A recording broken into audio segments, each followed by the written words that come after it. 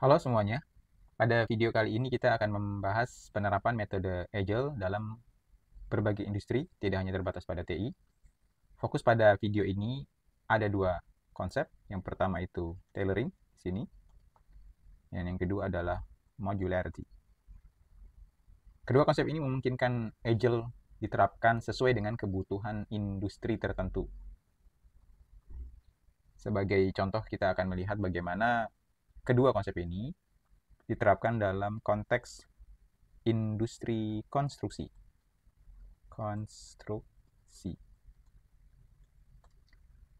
Pertama kita akan membahas mengenai tailoring.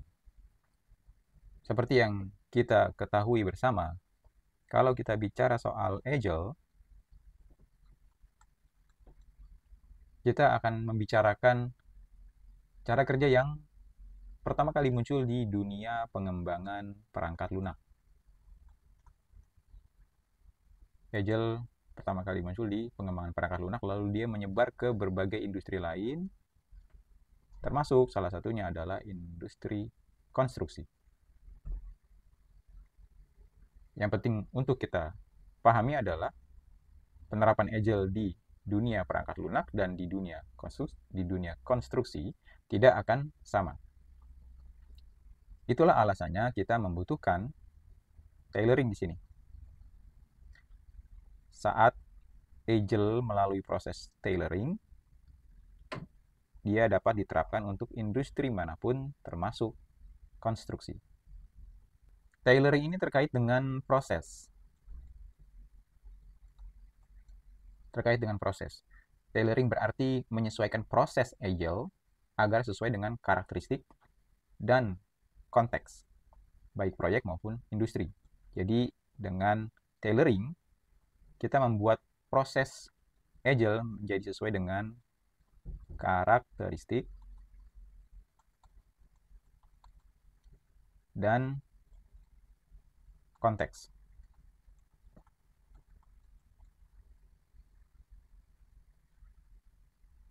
Hal itu berarti dengan tailoring kita bisa memilih dan menyesuaikan elemen-elemen Agile. Kita bisa mengambil misalnya backlog, mengambil sprint,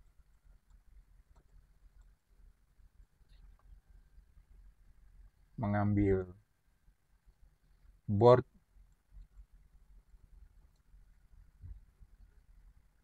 cross-functional team juga dapat kita ambil.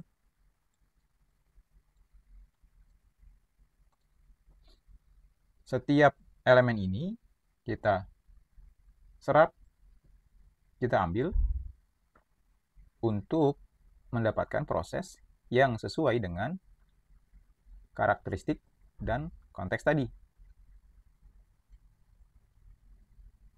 Dengan begitu, proses Agile yang kita adopsi atau kita adaptasi itu sangat fleksibel.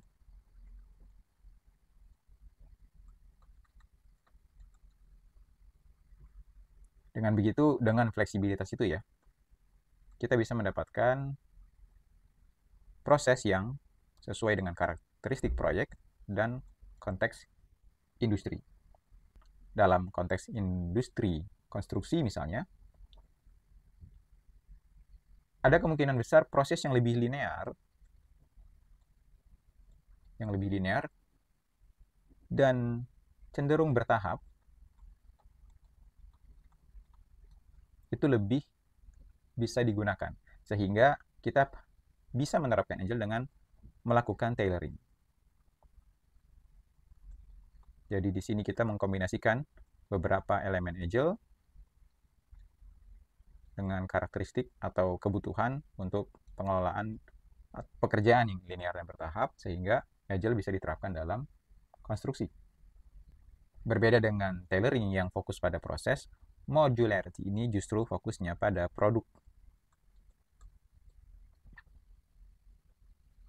Dengan modularity berarti kita ingin merancang produk yang terdiri dari komponen-komponen independen. Di sini kita bicara komponen 1, lalu ada komponen 2, dan seterusnya sampai komponen N yang bisa kita bagi-bagi sehingga kita bisa membuat produknya secara terpisah, membuat komponen-komponennya secara terpisah tepatnya, lalu merakitnya untuk menjadi produk. Modularity ini penting karena software yang menjadi asal-usul cara kerja Agile itu memiliki fleksibilitas produk yang tinggi. Anda bisa mengubah perangkat lunak dengan mudah, sesederhana copy and paste. Bisa dikatakan seperti itu. Tapi kalau kita bicara perangkat keras atau barang-barang yang dibuat dalam industri konstruksi misalnya, fleksibilitasnya tidak sama. Jadi di sini kalau kita sandingkan dengan perangkat keras, apapun itu bentuknya, atau produk-produk di dalam industri konstruksi, maka fleksibilitasnya akan berbeda. Jadi ini bisa dikatakan tidak bisa langsung diambil. Oleh karena itu kita butuh modularity.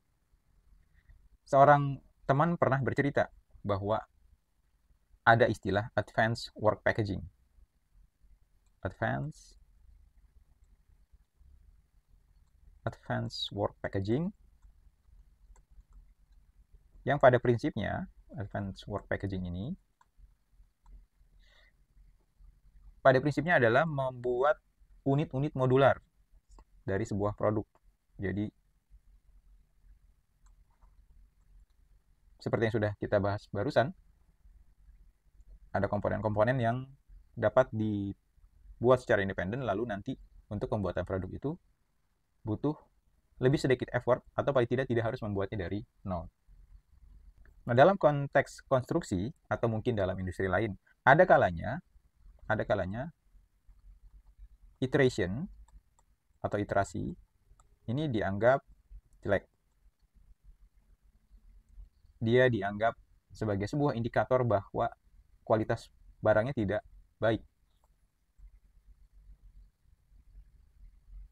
Itulah alasannya kenapa kita butuh, karena iterasi ini tidak disarankan atau mungkin dihindari dalam kondisi tertentu, maka kita butuh nih cara kerja yang linear.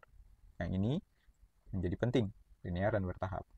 Nah, kalau kita bisa menggabungkan antara linear, bertahap, dan cara kerja Agile, maka kita bisa menemukan kombinasi yang tepat untuk menerapkan Agile bahkan dalam pengembangan produk atau pembuatan produk yang tidak se-fleksibel software. Kesimpulannya adalah, bila kita ingin menerapkan Agile di industri lain, di luar industri perangkat lunak, kita perlu memperhatikan karakteristik dan konteks. Kalau kita benar-benar ingin menerapkan Agile, maka kita harus membuka pilihan untuk melakukan tailoring. Tailoring ini akan membantu kita untuk menyesuaikan proses Agile itu sendiri agar sesuai dengan karakteristik dan konteks industri yang ingin mengadopsi atau mengadaptasi penerapan Agile. Di sisi lain kita akan bukan melengkapi justru ya, kita juga harus membuat produk yang dibuat dalam industri itu se-fleksibel mungkin sehingga mirip dengan software. Itulah alasannya kenapa kita butuh tailoring. Dengan adanya komponen yang bisa dibuat secara independen lalu dirakit di kemudian hari, maka modularity akan membuat produknya pun menjadi lebih cocok dengan cara kerja Agile. Dengan tailoring dan modularity, prosesnya bisa kita adaptasi, produknya bisa kita buat lebih fleksibel. Dengan kondisi seperti itulah, kita bisa mengambil Agile lalu menerapkannya dalam industri lain.